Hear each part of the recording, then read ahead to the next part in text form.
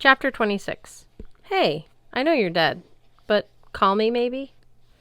Even if I hadn't seen her in the park 2 days before, I would have recognized her up close. Her wavy blonde hair hadn't changed since childhood.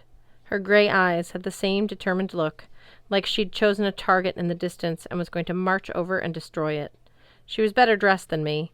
Orange North Face ski jacket, black jeans, lace-up winter boots.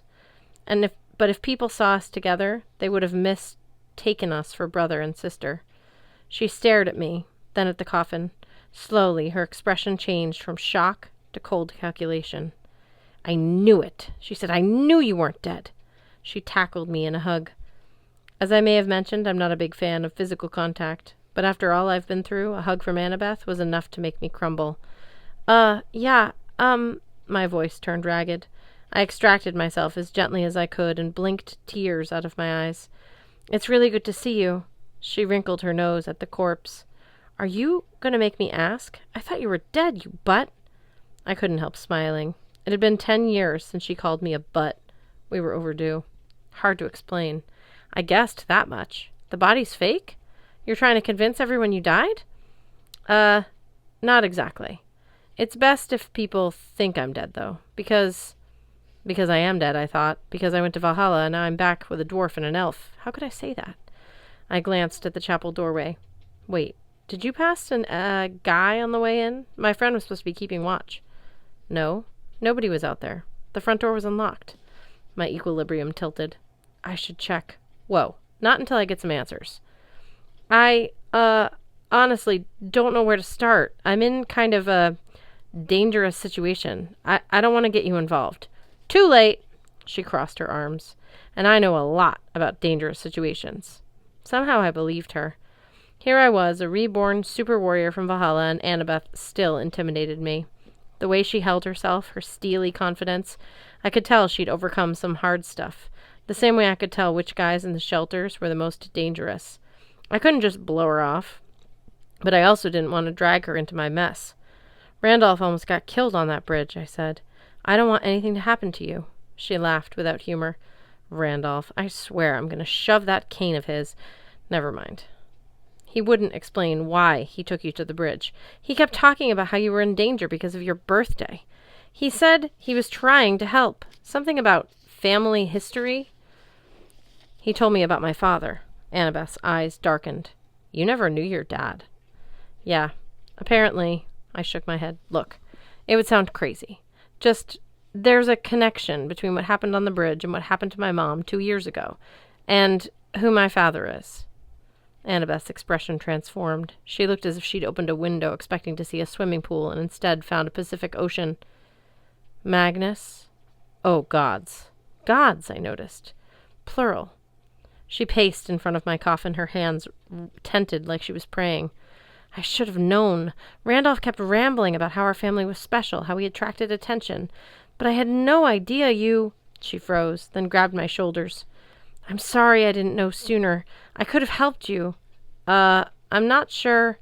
My dad's flying back to California tonight after the funeral, she continued. I was going to catch the train for New York, but school can wait. I get it now. I can help you. I know a place where you'll be safe. I pulled away. I wasn't sure what Annabeth knew or what she thought she knew. Maybe she'd gotten mixed up in the 9 worlds somehow. Maybe she was talking about something totally different. But every nerve in my body tingled with warnings when I thought about telling her the truth. I appreciated her offer to help. I could tell it was genuine. Still those words. I know a place where you'll be safe. Nothing activated the flight instincts of a homeless kid faster than hearing that.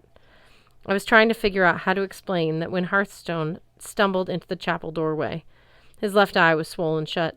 He gesticulated so frantically I could barely read the signs. Hurry! Danger! Annabeth turned, following my gaze. Who? That's my friend, I said. I really have to go. Listen, Annabeth. I took her hands. I have to do this myself. It's like a personal quest? I was going to say pain in the... Yeah, quest works. If you really want to help me, please just pretend you didn't see me.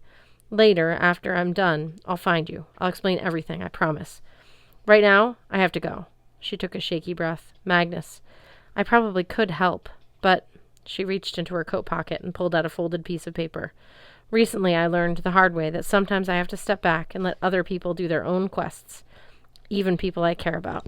At least, take this. I unfolded the paper.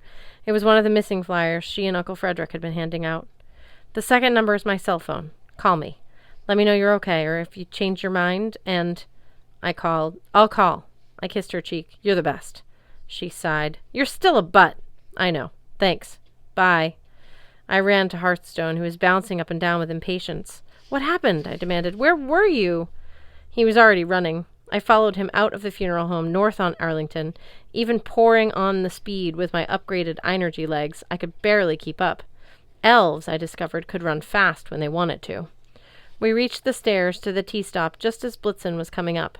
I recognized the wide-brim hat and coat from the Longfellow Bridge. He'd added larger sunglasses, a ski mask, leather gloves, and a scarf. In one hand, he carried a black canvas bag. I guessed he was going for that invisible man goes bowling look. Whoa, whoa, whoa! Blitz grabbed Hearth to keep him from tumbling into traffic. What happened to your eye? Did you guys find the sword? No sword, I gasped. Hearth's eye. I don't know.